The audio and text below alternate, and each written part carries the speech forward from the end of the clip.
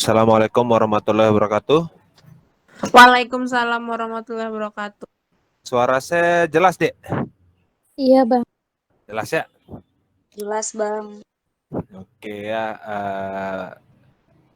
kita lanjut ya. Kita lanjut ke virus ya, infeksi virus. Kita lanjut lagi ya.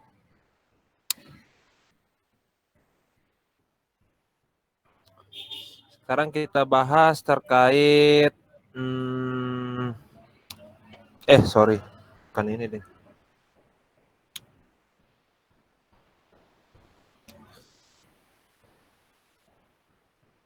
Terkait hepatitis ya.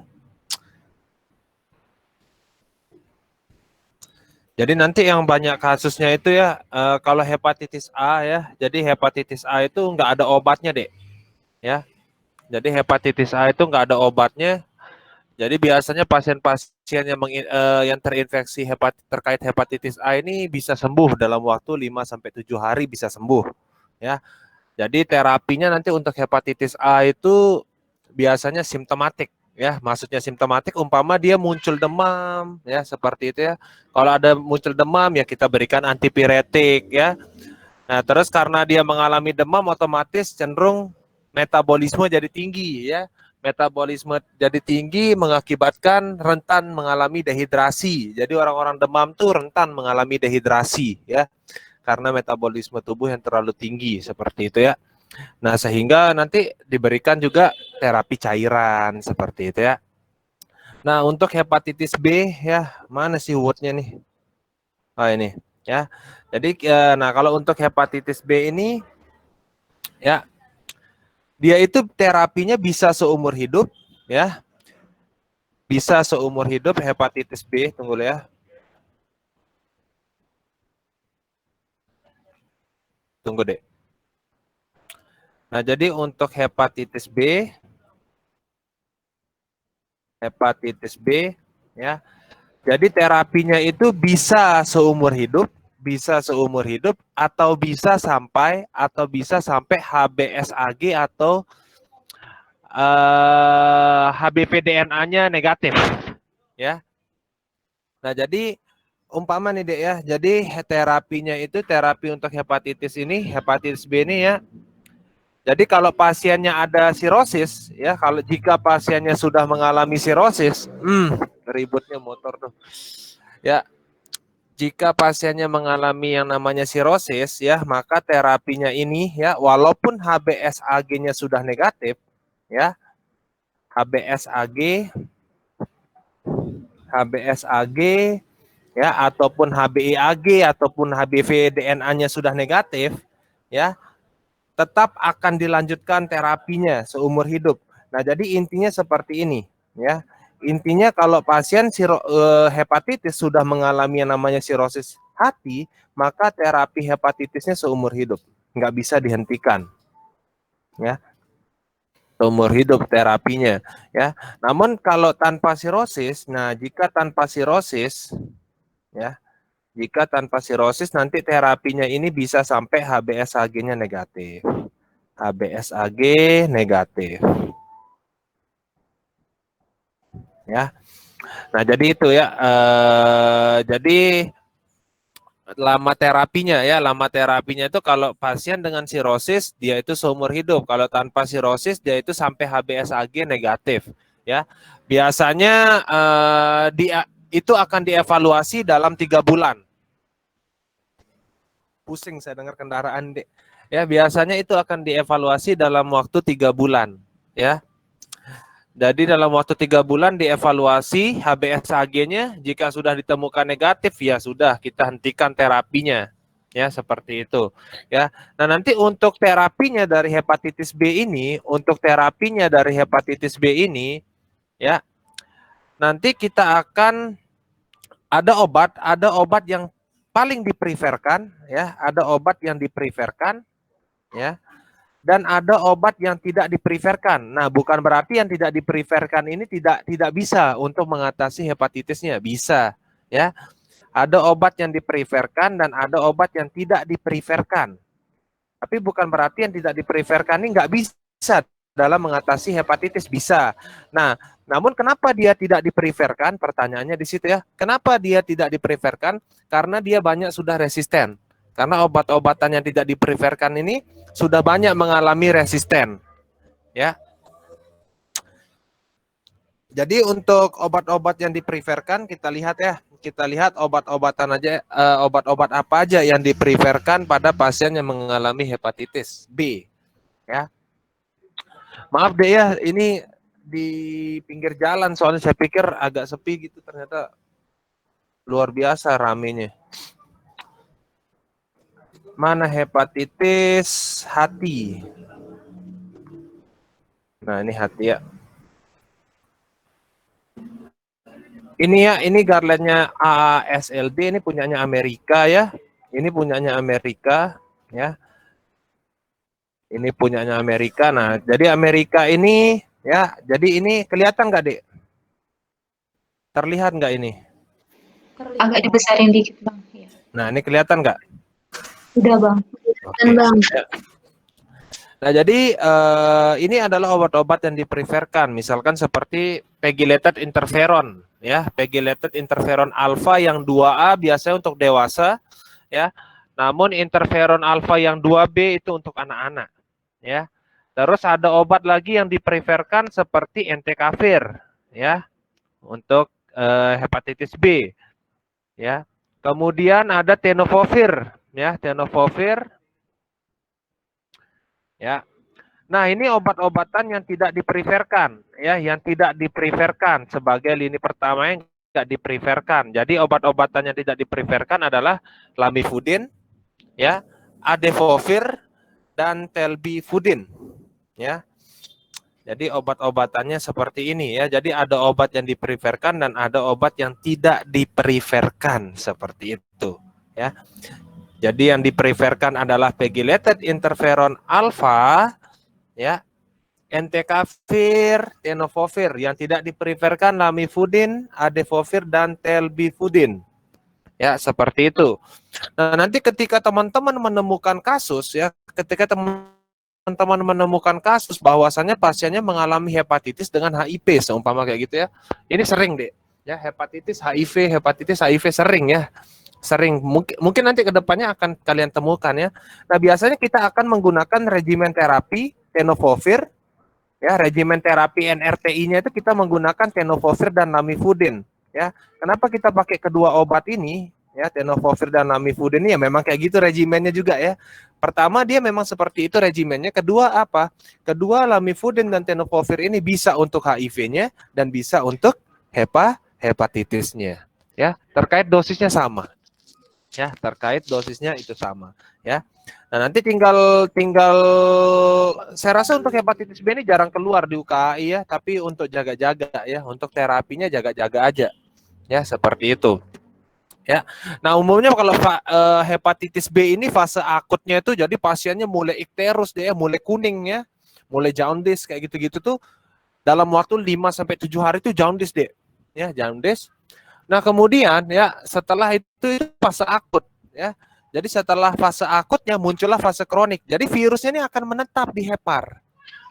Virusnya itu akan menetap di hepar ya. Jadi nggak bisa mati virusnya itu, Dek. Ya, jadi makanya kalau pasien hepatitis B itu bisa terapinya seumur hidup kalau didapatkan didapatkan dia dengan sirosis. Ya, karena apa? Kalau dengan sirosis ketika mulai flare lagi, istilahnya virusnya mulai aktif, istilahnya gitu, mulai berkembang biak dengan banyak, ya makin KO nanti pasiennya, seperti itu. Makanya dikatakan seperti itu. Jika pasiennya mengalami dengan sirosis, ya, maka terapi untuk hepatitis B-nya diberikan seumur hidup. Namun jika pasiennya tanpa sirosis, maka cukup sampai HBsAg atau HbEAg atau HbV-DNA-nya negatif. Ya, intinya labnya negatif semua, baru bisa dihentikan. Nah, yang negatif ini bukan berarti virusnya itu udah hilang, enggak, dia itu tetap di hepar. Virusnya itu akan selalu tetap di hepar. Ya, seperti itu ya. Ini untuk terapi hepatitis B ya. Terus kemudian ini sama deh ya, sama dengan Kemenkes kita ya. Kita punya Kemenkes tahun 2015 ya. kita punya Kemenkes tahun 2015 sama dek, terapinya sama ya. Jadi kalau pada kasus hepatitis B ini ya, kita sebut obat-obatannya itu adalah nukleosida analog, NA ya, nukleosida analog. Jadi yang namanya lamivudin, tenofovir itu kita sebut dengan nama nukleosida analog. Tapi kalau pada kasus HIV, tenofovir, lamivudin kita sebut dengan nama ARV, antiretroviral. Jadi berbeda, walaupun sama obat, tapi berbeda ketika kita nyebutkan nukleotida analog berarti untuk pasien hepatitis. Tapi ketika saya menyebutkan ARV berarti itu untuk pasien HIV seperti itu ya. Ini sama ya, di Kemenkes ini sama juga ya. Tahun 2015 Kemenkesnya sama juga ya. Jadi di Kemenkes ini direkomendasikan penggunaan interferon ya. Interferon diberikan ya, kemudian setelah bisa juga kita menggunakan yang namanya nukleosida analog ya untuk pasien dengan hepatitis B. Suara saya mana lebih besar dek dibandingin suara kendaraan?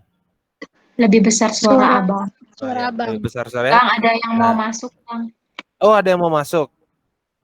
Oh iya, ada yang mau masuk. Sorry.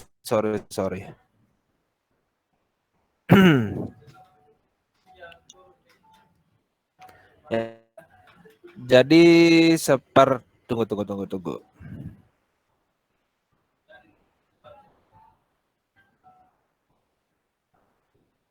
Ya. Jadi di sini ya.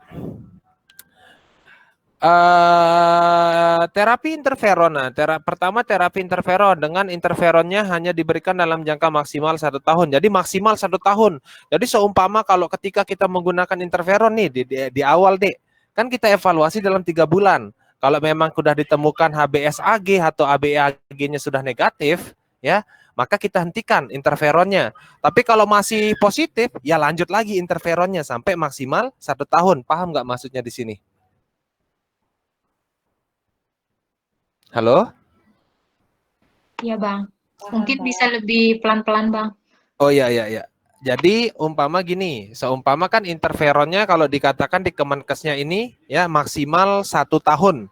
Ya, tadi saya mengatakan di awal bahwasannya untuk pemeriksaan HBsAg, HBeAg-nya itu umumnya 3 bulan sekali ya untuk melihat efektivitasnya terapinya dalam penghambatan pembelahan virusnya.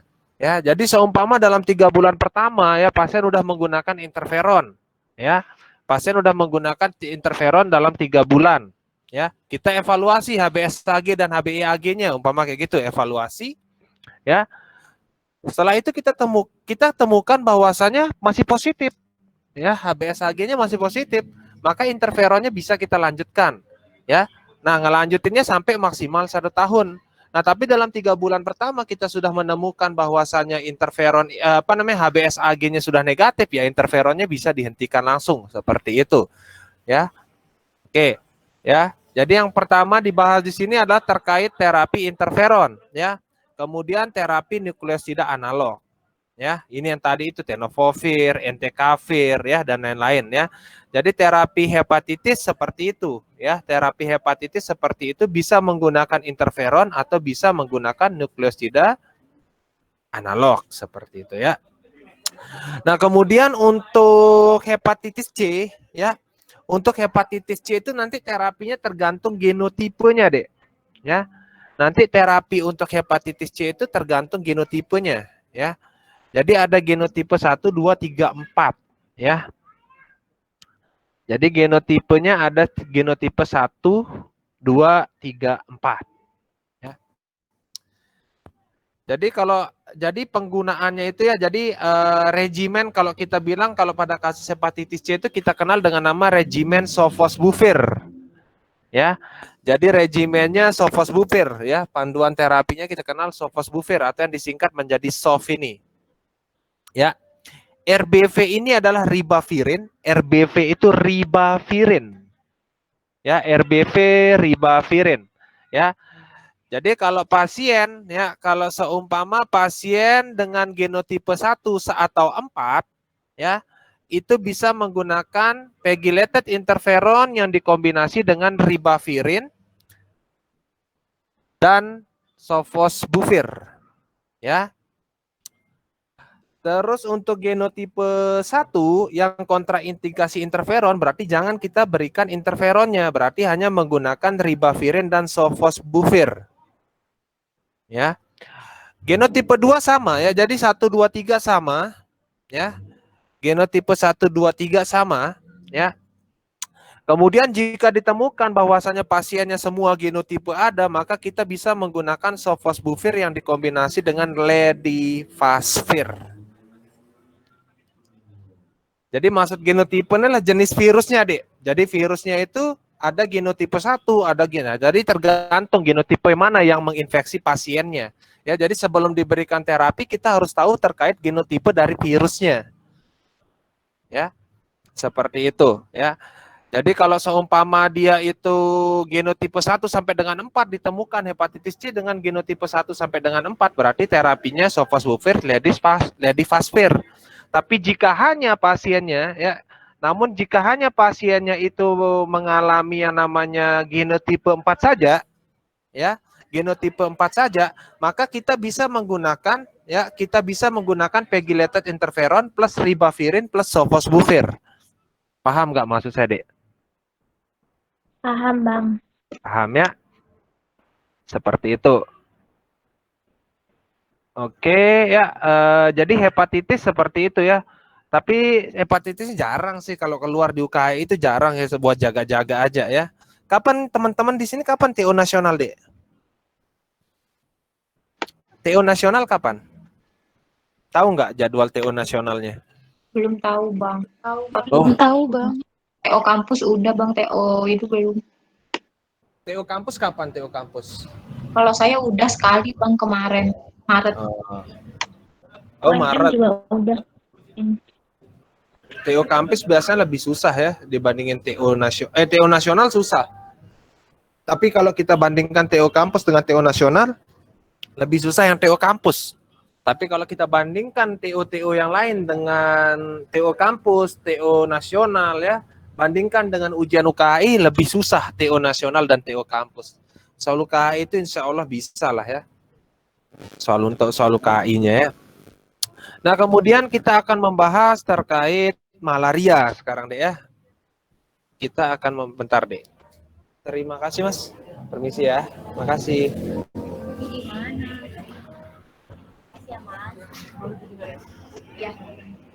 Mana Vita? Ya.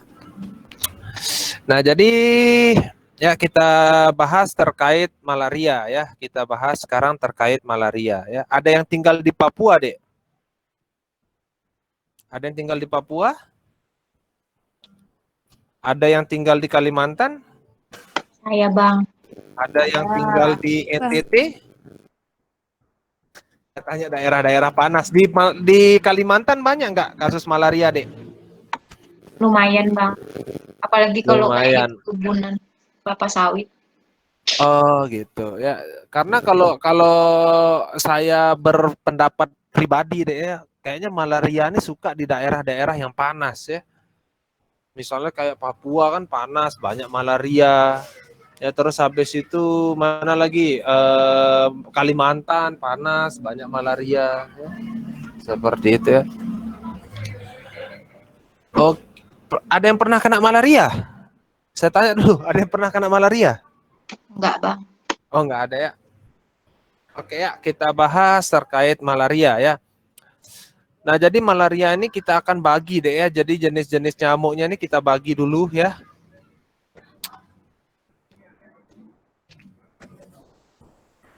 Tunggu deh ya, saya bagi jadi 4 ya jenis-jenis nyamuknya ya. Bentar saya tulis ya. Jadi Plasmodium falciparum ya. Plasmodium falciparum.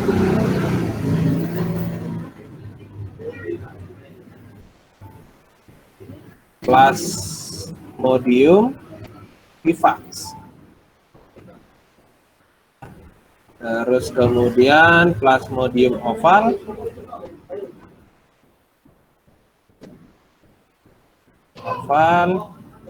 Terus kemudian Plasmodium malariae.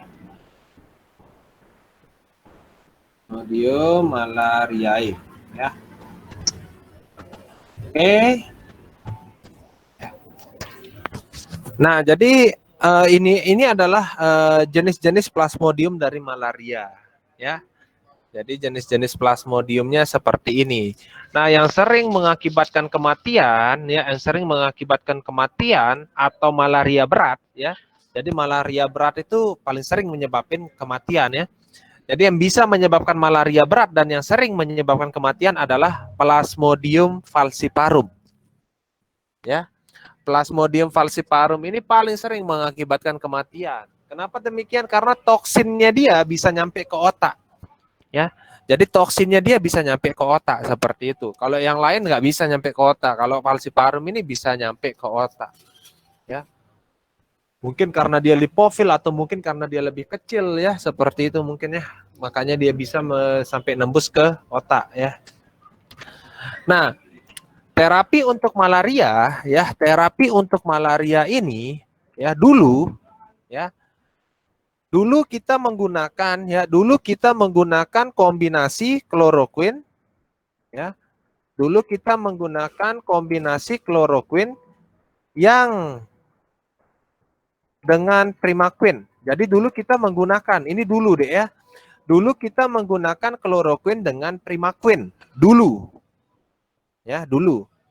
Nah, sekarang, bukan sekarang, ya, dari tahun 2012, ya. Dari tahun 2012 itu kloroquine ini udah banyak banget resistennya. Ya. Kloroquine ini udah banyak banget resistennya sehingga sekarang kita tidak menggunakan kloroquine. Ya. Sehingga saat ini kita mengganti kloroquine-nya, ya. Jadi saat ini kita mengganti kloroquine-nya dengan yang namanya ACT, deh. Ya. Jadi pengganti kloroquine di sini adalah ACT. ACT. ACT ini kepanjangannya adalah artemisinin base combination therapy. Base combination therapy. Ya. Jadi artemisinin base combination therapy itu, ya, kepanjangannya dari ACT. Ya. Nah, salah satu contoh dari ACT ini adalah dihidroartemisin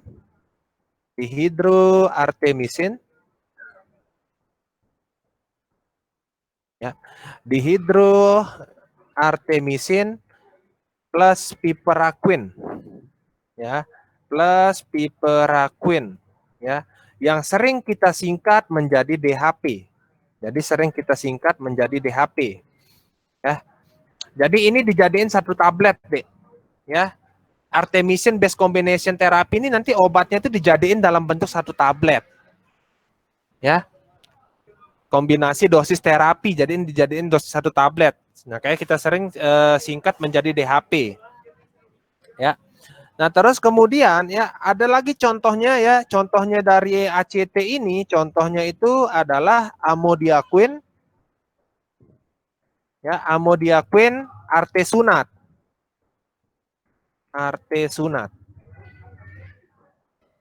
Contohnya, ya, contohnya lagi, ya. Contoh dari ACT itu dihidroartemisin, piperaquine, ada juga amodiaquine artesunat, ya, artesunat. Ini saya hapus dulu. Ya, contohnya, ya. Nah, tapi di Indonesia, ya, di Indonesia kita menggunakan ACT yang dihidroartemisin piperaquine. Jadi di Indonesia kita menggunakan ACT yang dihidroartemisin piperaquine. Ya. Jadi ACT yang digunakan di Indonesia adalah DHP, seperti itu. Nah, berarti regimen terapi, ya, regimen terapi malaria di Indonesia adalah, ya, DHP plus apa berarti DHP-nya?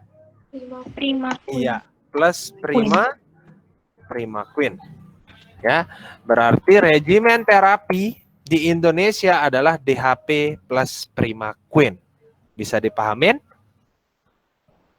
Bisa. Oke, ya. Saya hapus. Ya, saya hapus dulu. Oke. Ya. Jadi saya tulis ya. Sekarang saya tulis DHP plus primaquine.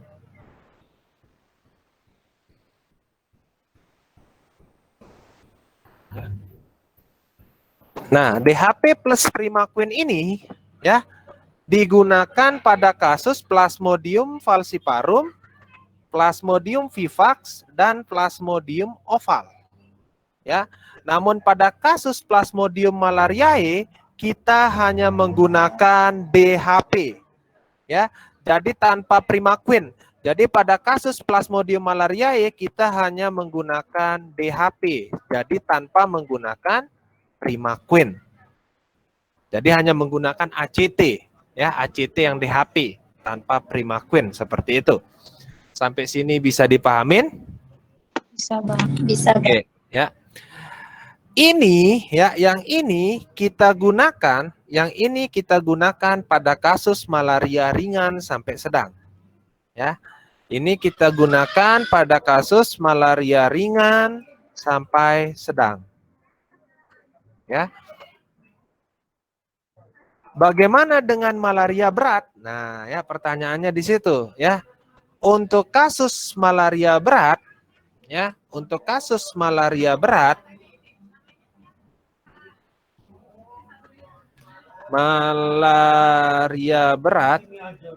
ya, untuk kasus malaria berat kita menggunakan artesunat.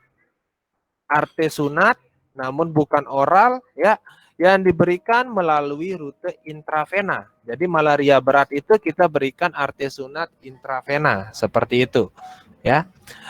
Ketika di rumah sakit, jadi jika tidak tersedia artesunat, jadi ketika di suatu fasilitas kesehatan tidak tersedia artesunatnya, ya. Jika di suatu fasilitas kesehatan tidak tersedia artesunat, maka kita bisa mengganti dengan penggunaan kina. Jadi kapan saya pakai kina? Kalau tidak tersedia artesunat. Dan kina ini digunakan pada kasus malaria berat. Bisa dipahamin? Bisa, Bang. Oke. Bisa, Ya. Bang. Jadi seperti itu, ya. Nah, kina ini tidak boleh diberikan IV bolus, ya. Tidak boleh diberikan IV bolus. Jadi harus IV drip melalui infus. Harus IV drip. Karena apa? Ketika diberikan IV bolus itu dapat mengakibatkan henti jantung. Ya. Kalau diberikan IV bolus itu dapat mengakibatkan henti jantung. Jadi nggak boleh diberikan IV bolus.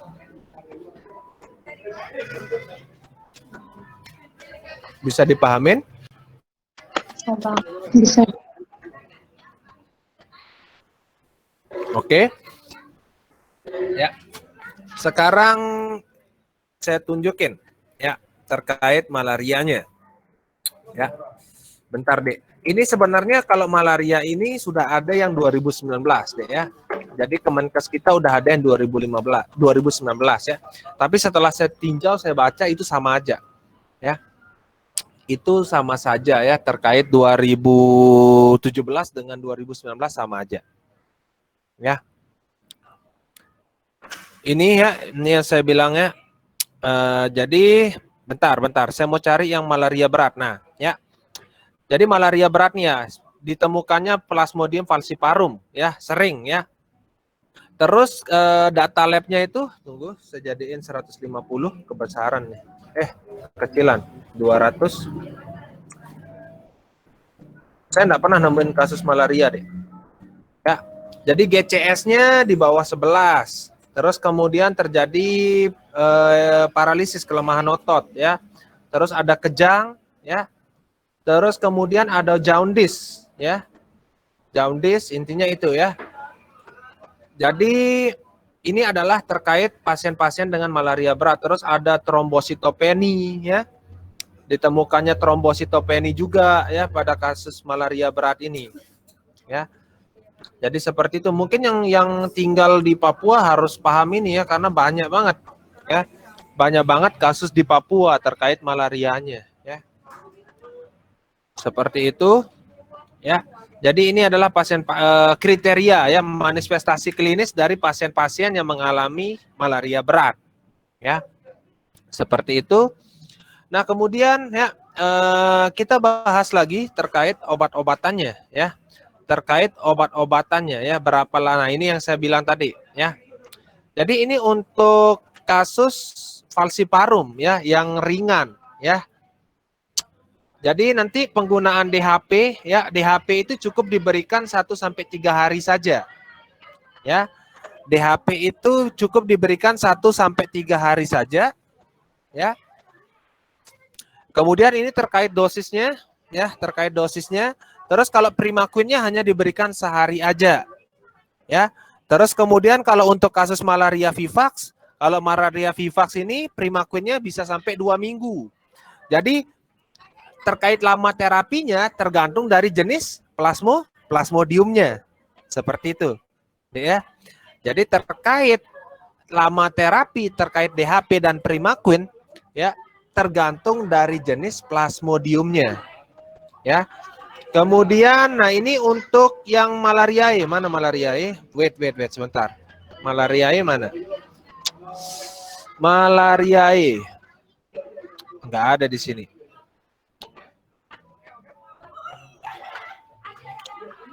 Malariae itu berapa lama ya terapi DHP-nya, wait deh. Malariae. Nah, ini. Ini oval, ini malariae. Ya, pengobatan malariae cukup diberikan ACT 1 kali sehari selama 3 hari. Ya. Tapi dia tidak diberikan apa tulisannya? Primaquine. Ya, seperti itu ya. Jadi tidak diberikan Primaquine berarti DHP-nya atau ACT atau DHP yang kita gunakan di Indonesia ya, itu cukup diberikan 3 hari saja ya. Sama berarti kayak yang lain ya. Yang lain juga kan sampai 3 hari aja ya. Seperti itu. Nah, untuk Ibu, sekarang kita bahas lagi terkait obat-obatannya ya, terkait obat-obatannya ya. Nah, Primaquine itu kontraindikasi. Jadi Primaquine itu kontraindikasi pada ibu hamil. Kontraindikasi untuk ibu hamil.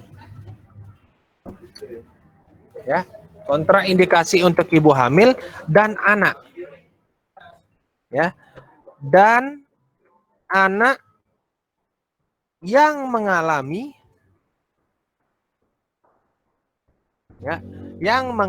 defisiensi G6PD, glukos 6 fosfat dihidrogenase ya. Jadi Primaquine itu kontraindikasi untuk ibu hamil dan anak yang mengalami defisiensi G6PD ya. Jadi kalau anaknya nggak defisiensi G6PD ya nggak apa-apa diberikan. Jadi khusus kontraindikasinya kalau anaknya mengalami defisiensi G6PD seperti itu. Ya. Itu terkait Primaquine.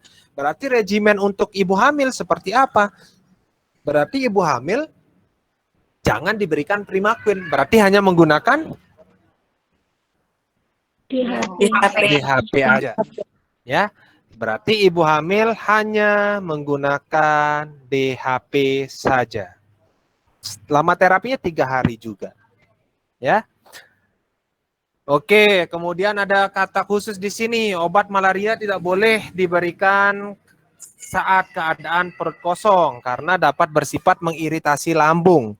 Jadi diberikannya bisa bersama makanan, ya, bisa setelah makan seperti itu ya. Catatannya nggak boleh dengan perut kosong seperti itu ya. Nah, terus kemudian apalagi ya kemudian ya jika seseorang ingin pergi ke daerah yang endemik malaria ya, jika seseorang ingin pergi ke daerah endemik malaria, misalkan nih adik dari Jawa mau pergi ke Papua yang daerah endemik malaria atau mau pergi ke Afrika daerah endemik malaria juga ya, untuk ada tugas umpama di sana ya. Nanti orang tersebut bisa menggunakan yang namanya kemoprofilaksis ya. Jadi kemoprofilaksis. Jadi pencegahan, Dek. Ya. Kita bisa memberikan pencegahan agar tidak mengalami malaria. Pencegahan malaria. Ya. Nah, jadi terkait pencegahan malaria ini, ya, terkait pencegahan malaria ini ada dua jenis, Dek. Ya. Satu, ada yang dengan obat, ya. Ada yang dengan obat, ya. Nah, obat yang digunakan adalah doksisiklin, ya. Doksisiklin. Ya. Yang digunakan doksisiklin ini digunakan, ya, 1 sampai 2 hari sebelum keberangkatan.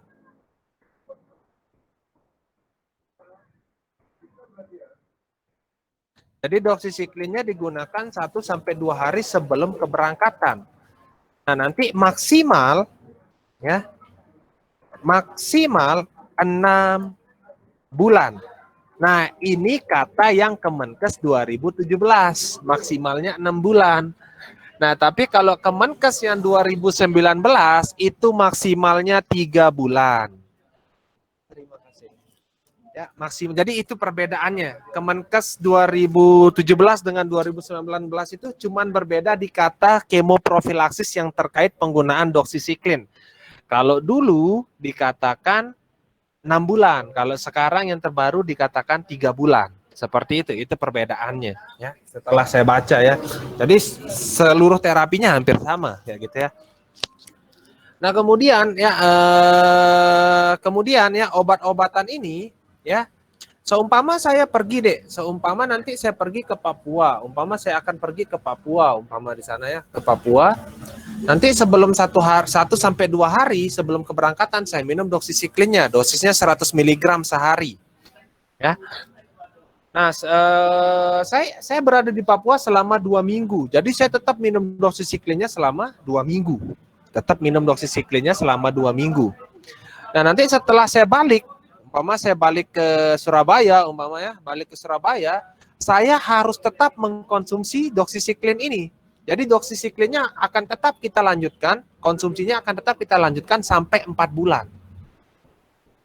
Ya, doksisiklinnya akan tetap dilanjutkan sampai 4 bulan. Ya, kenapa demikian? Karena toksin dari malaria itu bisa 4 bulan, 4 minggu, Dek, maaf. Ya, karena kenapa dilanjutkan sampai 4 minggu? Karena toksin dari malaria itu bisa bertahan sampai 4 minggu. Ya. Seperti itu, karena toksinnya itu bisa bertahan sampai 4 minggu, sehingga dianjurkan, walaupun sudah berada di kota asal, tetap lanjutkan terapi sampai 4 minggu. Ya, seperti itu. Bisa dipahamin nggak di sini? Bisa, Bang. Bisa, ya. Nah, ini kalau dengan obat-obatan, ya. Nah, tapi ada juga yang tanpa obat-obatan, Dek. Ya, misalkan nanti menggunakan kelambu. Ya. Pakai kelambu. Jadi istilahnya kalau upaya dengan obat-obatan ya sebisa mungkin jangan sampai kita tergigit nyamuk, istilahnya kayak gitu. Jangan sampai kita tergigit oleh nyamuknya. Ya. Ya pakai kelambu, mau pakai apa terus jas hujan mungkin kan? Tidur pakai jas hujan, pakai helm kayak gitu ya. Berlebihan kalau kayak gitu ya. Seperti itu ya. Nah, kemudian kita bahas lagi doksisiklinnya. Jadi doksisiklin ini nanti nggak boleh digunakan untuk ibu hamil. Ya. Doksisiklin tidak boleh digunakan untuk ibu hamil. Ya, jangan diberikan pada ibu hamil dan anak di bawah usia 8 tahun. Dan anak di bawah 8 tahun.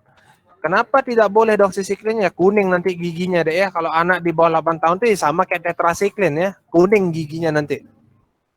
Ya, kayak gitu. Makanya doksisiklin tidak dianjurkan pada usia di bawah 8 tahun. Seperti itu. Ya, itu terkait doksisiklin. Berarti untuk ibu hamil pakai apa, Dek? Dan anak-anak? Ada yang tahu? Tanpa obat. Iya, tanpa obat, benar, kelambu. Kalau saya juga disuruh milih, umpama saya lebih baik minum doksisiklin atau saya menggunakan yang kelambu dan lain-lain. Saya lebih baik menggunakan yang kelambu, Dek, dibandingkan saya minum antibiotik. Ya. Kayak gitu ya. Jadi itu upaya terkait pencegahan malaria ya. Upaya terkait pencegahan malaria. Semuanya ada di sini deh ya. Jadi itu rangkumannya ya. Jadi itu terkait rangkuman untuk malarianya yang barusan itu. Bentar. Hilda ada Hilda? Enggak ada Hilda ya? Oh ya, Hilda enggak ada. Kemo pro pilak. Nah, ini ya. Ini pakai doxycycline ya.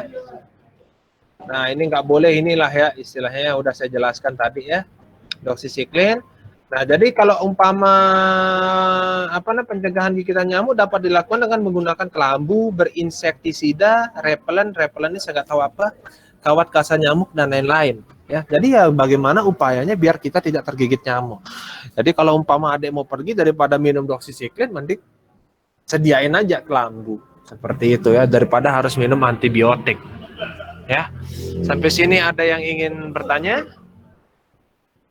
Bang, ingin bertanya, berarti kalau ada soal tentang Plasmodium falciparum itu dikasih 3 obat atau tergantung berat ringannya itu Bang? Atau falciparum itu ada yang sedang, ada yang berat gitu?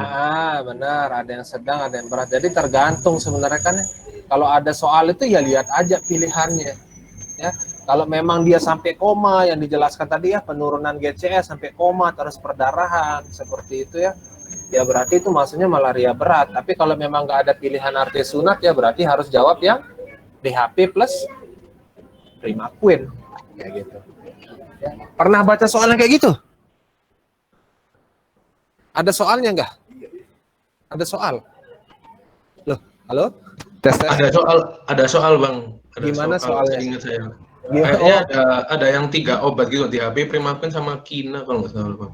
Oh alah, berarti DHP dan Primaquine saja berarti yang digunakan ya. Enggak, kinanya enggak ya, kinanya enggak. Kina itu nanti pada kasus malaria berat ya. Tapi hati-hati deh ya kalau nggak kerjain soal itu ya, karena ada soal juga yang soalnya masih kolot. Jadi pilihannya itu ada yang kloroquine dan Primaquine, kloroquine plus Primaquine.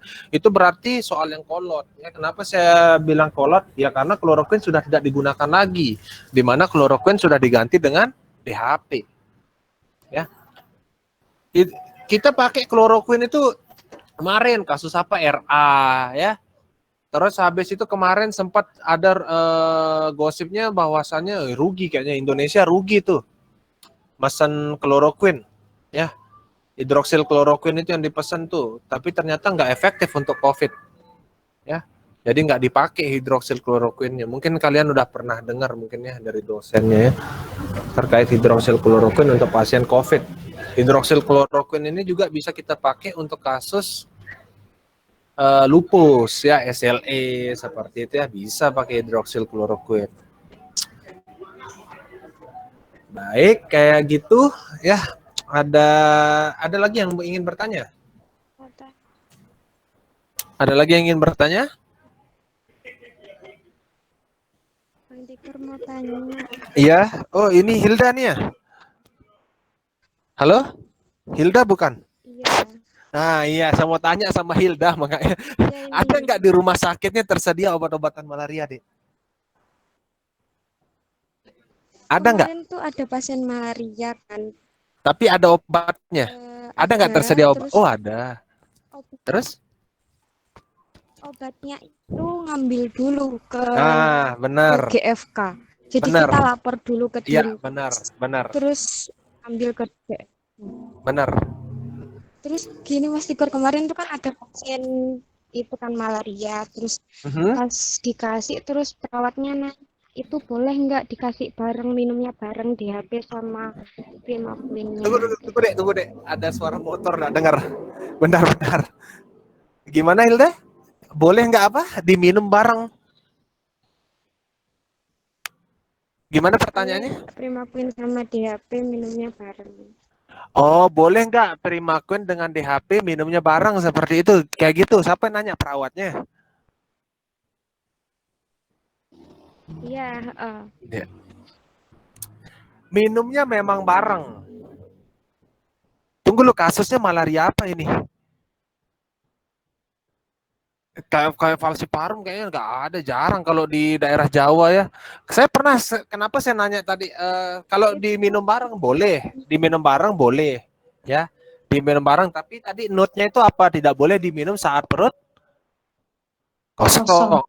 Ya, tidak boleh diminum saat perut kosong. Itu note-nya, itu note yang dikasih. Kalau masalah minum bareng boleh. Kenapa saya nanyain, ada nggak di rumah sakitnya tersedia malaria? Bahkan kenapa saya nanya gitu? Kemarin saya sempat nemuin deh, ya. Tapi memang Sutomo, sekelas Sutomo yang RSUD besar aja istilah kayak gitu nggak ada deh obat malaria itu deh.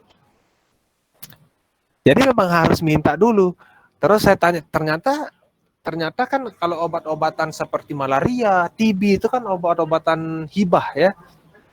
Obat-obatan hibah dari pemerintah.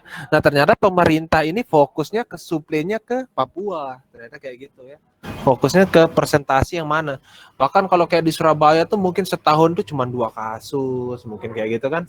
Jadi ya istilahnya nggak di stok sama rumah sakitnya. Biasanya kayak gitu ya. Mungkin kemarin kesusahan kemarin tuh.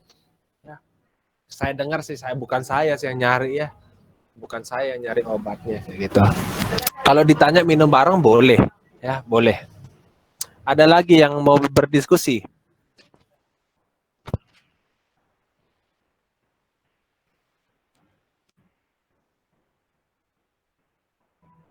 Ada lagi?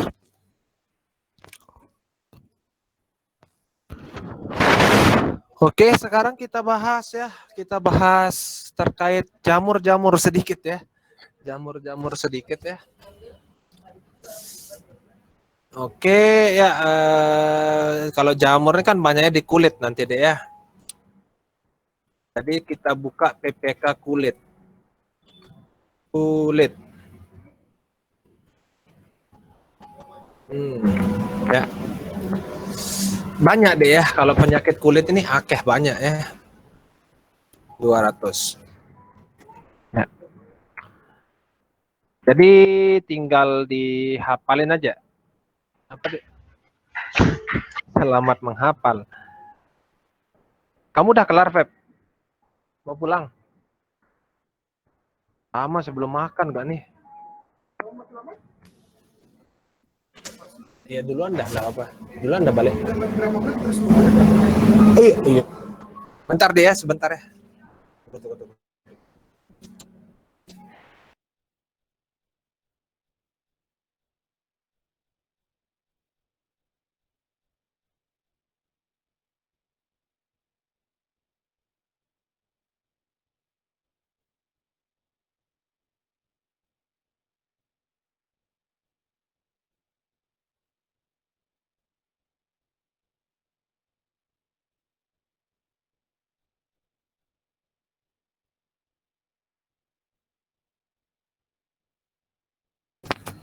Halo, maaf ya. Nah, jadi ini ya, ini PPK kulit deh ya. Ini PPK kulit dan penyakit kulit itu banyak ya. Makanya saya nggak setuju kalau apoteker harus paham semua, itu susah deh ya. Makanya pilah-pilah besok belajarnya kalau udah kerja ya. Jangan pelajarin semuanya ya, nggak akan bisa ya, susah ya. Jadi kita bahas dulu terkait dermatofitosis ya, terkait dermatofitosis ya. Kemudian sama kandidiasis, mungkin ya kita bahas ya, dermatofitosis sama kandidiasis ya. Dermatofitosis halaman 50, kandidiasis halaman 70. Oke ya. Dermatofitosis halaman 50.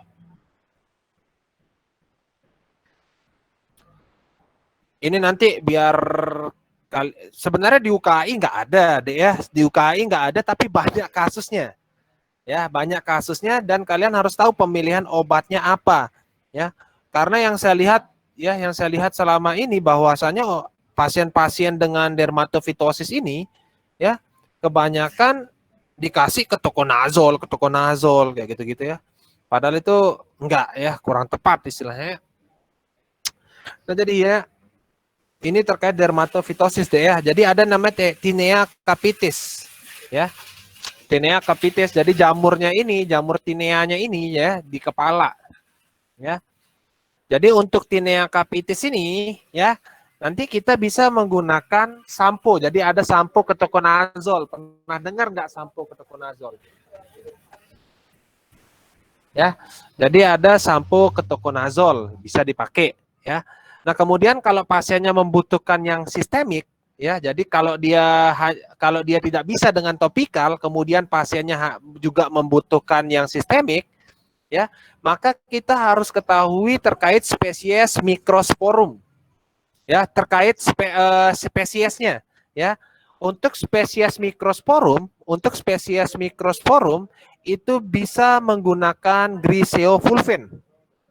Ya, bisa menggunakan Griseofulvin untuk spesies yang Microsporum. Ya.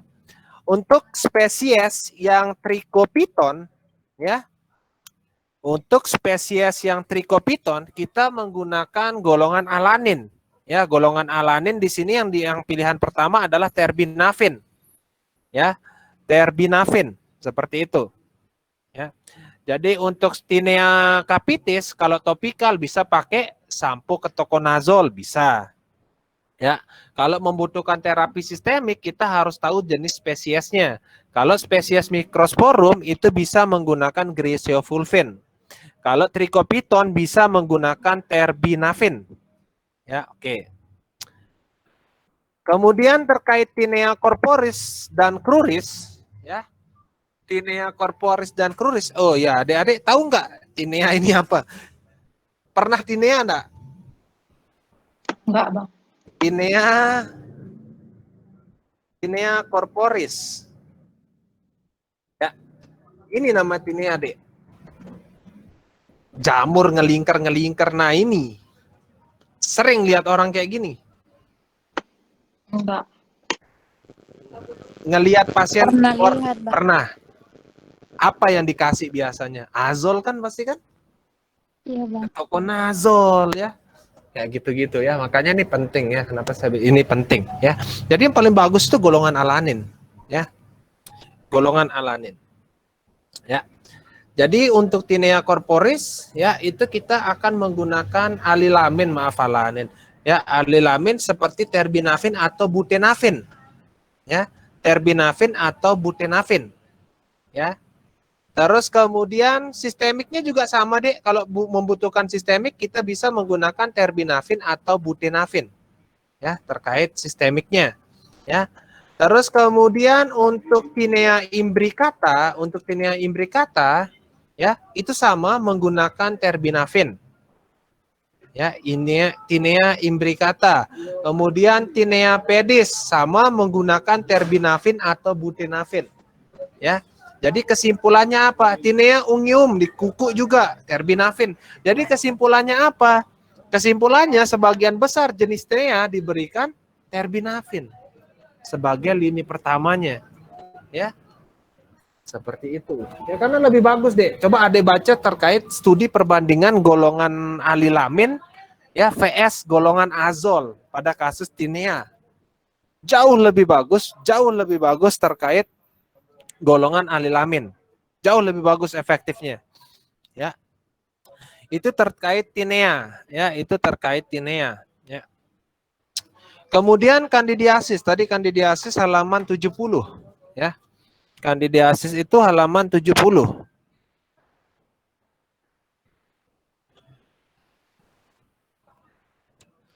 Kalau kandidiasis ini baru azol-azolan kita mainin ya.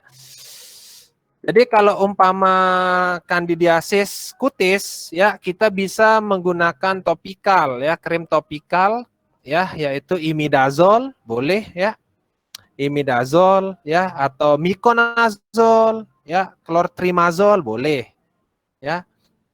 Seperti itu. Kalau sistemiknya bisa menggunakan fluconazol, itraconazol ya kalau kandidiasis kutis. Kalau kandidiasis oral ya, ini kandidiasis oral ya, berarti di oral, Dek. Ya. Kalau kandidiasis oral berarti di mulut lidah itu ya. Itu bisa menggunakan nistatin. Nistatin drop nanti bisa menggunakan di tetes, model penggunaannya ya. Nistatin ya.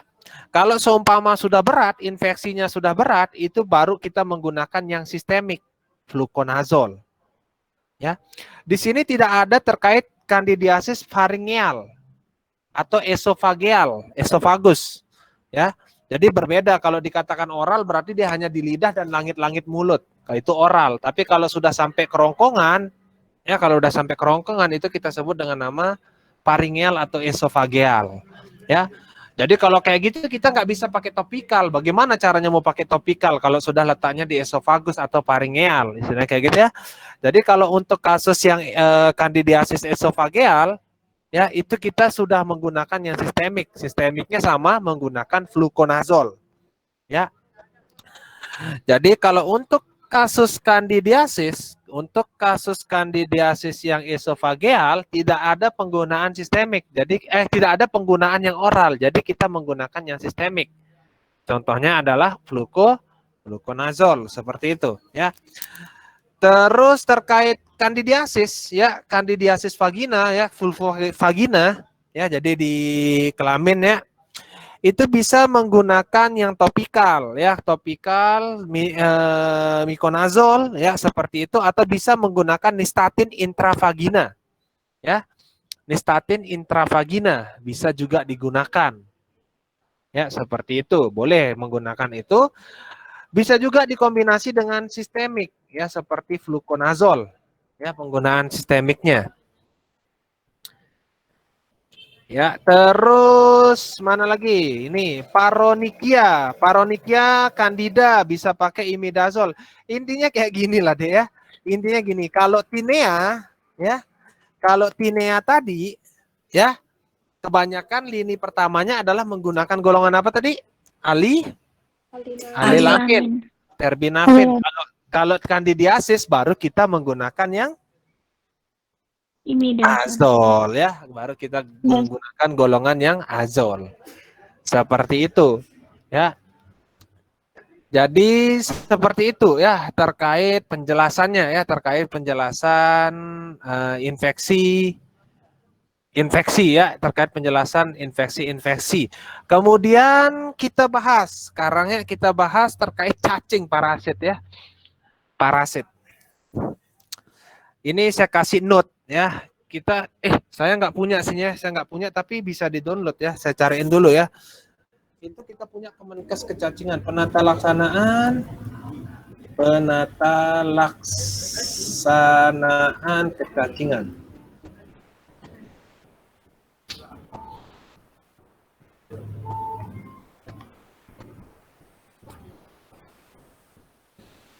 Nah, ini dia, ya. Jadi ini kita punya tahun 2017 ya, tentang penanggulangan cacingan, ya, di Indonesia, ya. Jadi intinya kayak gini lah, ya, saya rangkumin.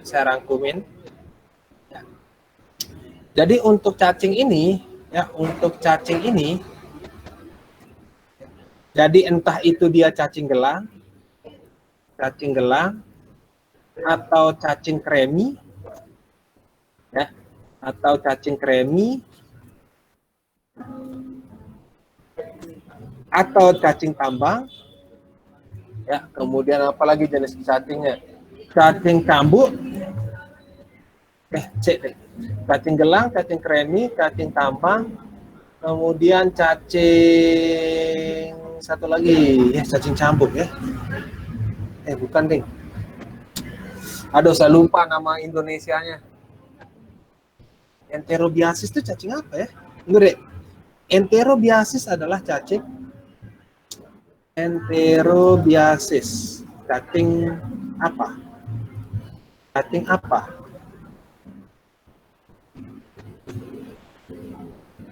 Oh, cacing kremi. Oh ya, berarti ini aja, ya. Cacing kremi. Enterobiasis itu cacing kremi, ya. Nah, jadi, ya, untuk cacing gelang, kremi, tambang ini nanti kita obatnya itu sama deh, ya. Jadi tidak ada lini pertamanya, ya. Jadi bisa menggunakan pirantel pamoat, baik dewasa atau anak-anak bisa menggunakan pirantel pamoat yang dosisnya 11 mg per kilogram berat badan. Dosisnya, ya. Terus kemudian bisa juga menggunakan mebendazole. Ya, bisa juga menggunakan mebendazole, Ya, mebendazol ini dosisnya mebendazol ini bisa 500 mg sekali pakai, satu kali aja, atau bisa dijadikan 2 kali 100 mg. Ya, 100 mg 2 kali 100 mg selama 3 hari. Ya. Jadi mau dikasih 500 mg sekali aja boleh, atau dijadiin selama 3 hari terapi boleh. Ya. Kemudian bisa menggunakan albendazol dengan dosis 400 mg. Ya, dengan dosis 400 mg. Ya. Jadi untuk anak-anak dan dewasa terapinya sama. Ya, nggak ada lini pertamanya. Ya. Nggak ada lini pertamanya terkait cacingan ini. Ya, jadi mau pakai apa aja bebas ya. Jadi nanti kalau menemukan soal seperti ini, tinggal dilihat dosisnya berapa. Ya, tinggal dilihat dosisnya berapa. Ya, tunggu deh. Parental pamuat ini benar pasti ya, 11 mg, 11 atau 10 ya. 11 atau 10 kontrol F, Pirantel.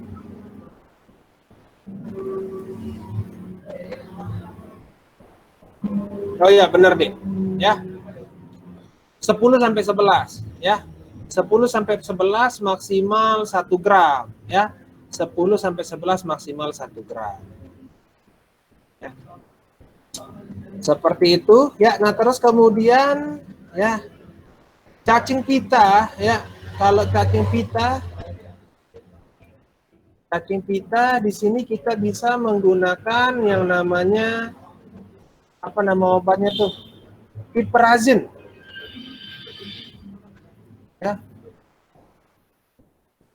Aduh, apa namanya satu lagi ya? Tunggu deh, bukan piperazine, ini piperazine sulbactam. Lupa saya apa nama ilmiahnya cacing pita. Tunggu deh, cacing pita. Cacing bit Kemenkes kita nggak ada soalnya, tapi di soal UKI saya pernah baca cacing pita. Oke, tunggu, cacing pita, nama ilmiah, nama Latin. Cyclospilidea. Oi, susah sekali. Cyclospilidea. Kerajaan film Taenia, Cestoda, Taenia. Oke, saya buka guideline kalau kayak gitu. Parasit, penyakit infeksi dan trofik. Parasit berat. Taenia, kontrol F, Taenia. Apa nama obatnya? Taenia. Saya lupa ingat.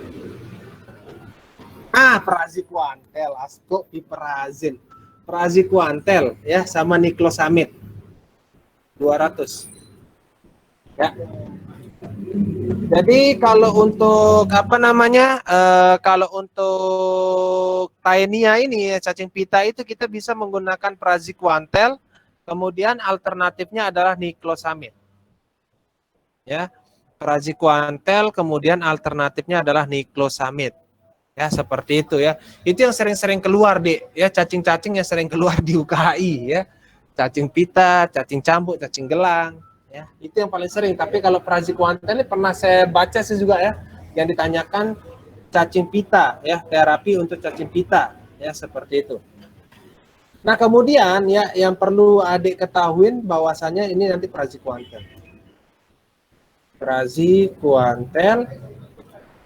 ya, atau niclosamid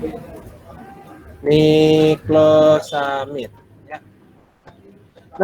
Nah, untuk penggunaan obat-obatan ini ya, untuk penggunaan cacing gelang ya, obat-obatan cacing gelang, cacing kremi dan tambang ini ya, nanti kita akan memberikan dosis kedua deh. Jadi ada dosis pertama ya, dan ada dosis kedua ya, dan dosis kedua ya. Nah, untuk dosis kedua itu kita gunakan 2 minggu setelah dosis pertama diberikan. 2 minggu setelah dosis pertama diberikan. Ya. Nah, jadi kenapa kita berikannya? Kenapa kita berikan 2 minggu setelah dosis pertama? Ya, Jadi umpama nih deh ya, umpama saya memberikan albendazole, ya. Saya berikan albendazole. Ya. Jadi obat-obatan yang saya sebutkan ini, ya obat-obatan yang saya sebutkan ini tidak mampu membunuh telur cacing. Ya, jadi dia hanya mampu membunuh cacingnya, tapi nggak mampu membunuh telur cacingnya. Ya, dia hanya mampu membunuh cacingnya, bukan telurnya. Ya, jadi seumpama saya berikan albendazole dosis pertama, nah albendazole ini akan membunuh cacingnya, membunuh cacing. Ya, nah otomatis cacing ini kan pasti kita curigain kalau dia punya telur. Ya. Jadi cacingnya itu pasti bertelur, misalnya kayak gitu ya. Nah, kenapa diberikan dosis kedua? Ya, nah telur cacing ini, ya menetas setelah 2 minggu. Ya, nah jadi makanya setelah 2 minggu itu, ya kita akan memberikan dosis kedua. Biar apa? Biar cacing-cacing yang baru menetas itu mati juga. Ya, tujuannya apa? Ya, tujuannya dari pemberian dosis kedua itu bisa kita bilang bahwasanya dosis kedua itu tujuannya sebenarnya ya, mencegah recurrent, ya, mencegah reinfeksi lah ya, reinfeksi atau recurrent. Ya, jadi seperti itu, mencegah biar nggak terinfeksi, ya, mencegah terjadinya infeksi berulang. Ya, itu tujuan dosis kedua. Karena apa? Dia akan membunuh telur cacing yang sudah menetas. Ya. Nah, terus kalau untuk cacingan ya, cacing gelang, kremi tambang itu biasanya kita punya program Kemenkes ya. Program Kemenkes ya. Biasanya SD dulu sering minum obat cacing nggak dulu SD? SD pernah minum obat cacing nggak teman-teman? Lupa. Pernah ya? Jadi kalau yang program pemerintah itu obat cacing itu diberikan 6 bulan sekali. Ya, program pemerintah itu ya obat cacingnya diberikan 6 bulan sekali dan itu yang digunakan adalah albendazole. Ya, bukan pirantel pamuat tapi albendazole yang diberikan. Ya, kayak gitu. Ya, sampai sini ada yang ingin berdiskusi? Diskusi apa? Kasus mungkin? Bang, mau tanya, berarti kalau diberikan yang dosis kedua itu berarti kalau beli di apotek beli dua ya Bang. Berarti kan biasanya kalau obat cacing itu kan ada 2 tablet Bang, itu dia minum 1 sekarang, 2 minggu lagi atau beli 2? 1 sekarang, 2 minggu lagi minum. Oh, berarti Ya kan cuma beli satu biasanya kan tablet. ada 2 kan? Iya, ada 2. Berarti KIE-nya besok minum, 2 minggu lagi minum. Oh, ya. Terima kasih Bang. Ya. Bang, mau tanya boleh? Mm-mm. Ini obat cacing tadi kan yang untuk pirantel, mebendazole, albendazole itu kan nggak ada lini pertamanya ya Bang. Kalau untuk tata laksana cacingan pada anak tapi usianya kayak di bawah 5 tahun gitu Bang, itu prefernya lebih kemana Bang? Sama. Atau ada yang lebih aman atau gimana? Nggak sama? Sama semua. Ya. Semua sama. Ya. Jadi nggak ada istilah pirantel pamuat untuk anak-anak, nggak ada deh. Ya, di Indonesia puskesmas itu cuma punya albendazole. Semua anak-anak tuh albendazole digas, ya. Albendazole gitu ya. Nah, tapi kalau dikatakan kalau Kemenkes kita bilang bahwasannya ya, tapi WHO nggak bilang kayak gitu. Kalau kasih albendazole di bawah umur 2 tahun itu dosisnya 200 mg, tapi WHO nggak ngomong kayak gitu. Ya. Jadi kalau usianya lebih dari 2 tahun baru 400 albendazolnya, tapi kalau di bawah 2 tahun 200 albendazolnya. Soalnya saya dulu pas PKPA di apotek tuh ada yang di bawah 2 tahun gitu Bang, ibu-ibu nanya obat cacing sih. Terus kan yang tersedia cuma yang paten ya Bang. Ya. Terus di kemasannya itu kan nggak ada ya.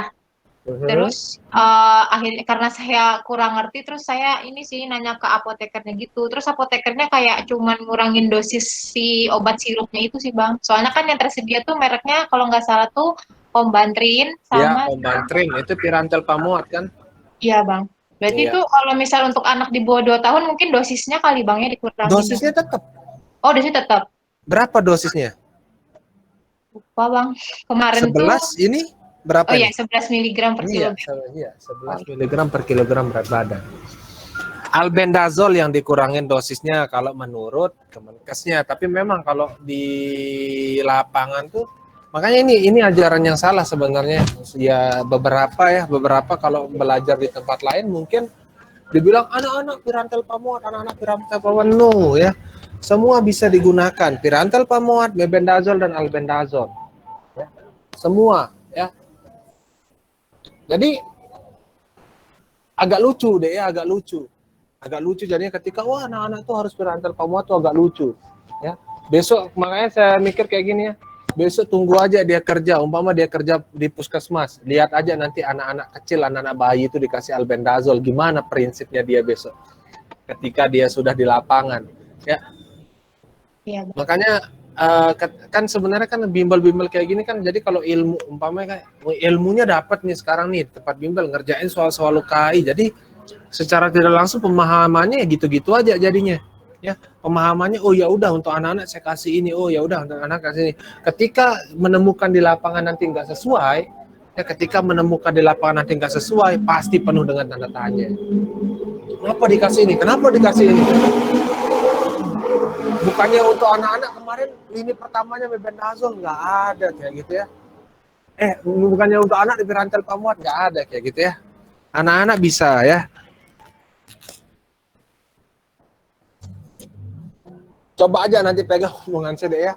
Kalau ngerjain kasus tentang cacingan ini, pasti ada kunci jawaban yang pirantel pamuat untuk anak-anak. Pernah nggak bahas kasus kayak gitu? Pernah nggak bahas kasus cacingan? Soal. Kerjaan Ada, soal. Bang. Ada, Bang. Pernah, Bang. Pasti kunci jawabannya pirantel pamuat. Iya atau enggak? Anak-anak. Coba Iya, aja Bang. lihat. Ya. Coba aja lihat. Ya. Agak aneh jadinya ya. Ya gitu ya. Sedangkan itu semua bisa dipakai. Ya. Nah, cuman yang perlu digarisbawahi bahwasanya gini, ya. Kalau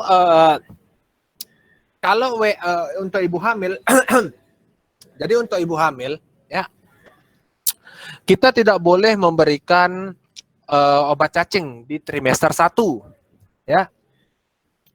Jadi obat cacingnya nggak boleh diberikan di trimester 1. Jadi kalau umpama pasiennya memang terbukti cacingan, umpama kayak gitu, jadi kita harus nunggu sampai dia trimester 2 atau 3, kata WHO.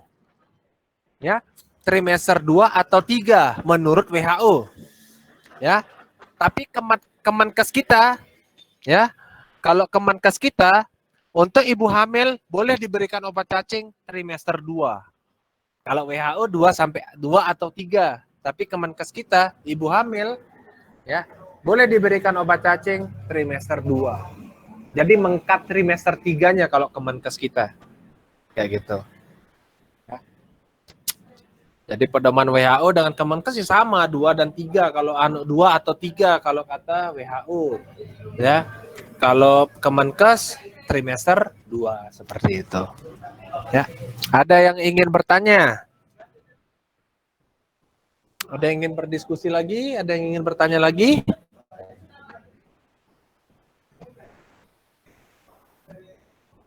Bagaimana Hendra tadi banyak ngirimin? Bagaimana akhirnya pasien Hendra? Fraktur itu Hendra. Mana Hendra? Ada Hendra nggak di sini? Nggak ada Hendranya ya? Ada, Bang. Mana Hendranya? Hilang Hendranya. Ada tapi nggak ada orangnya gitu. Baik, seperti itu ya. Kalau tidak ada yang ingin bertanya atau ada yang ingin berdiskusi.